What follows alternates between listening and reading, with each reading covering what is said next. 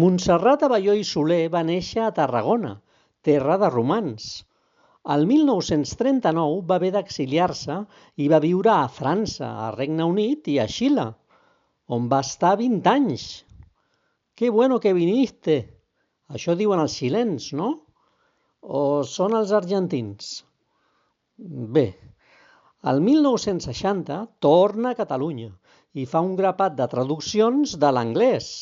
Va traduir, per exemple, Agatha Christie, que d'aquesta autora jo tinc l'obra completa que vaig fer a una col·lecció de quiosc. A part de les traduccions, també es va dedicar a fer poemaris. Val a dir que va ser molt feminista, com calia, en èpoques encara més masclistes que en l'actualitat. I el 1998 va rebre la Creu de Sant Jordi. Ben merescuda, tot s'ha de dir.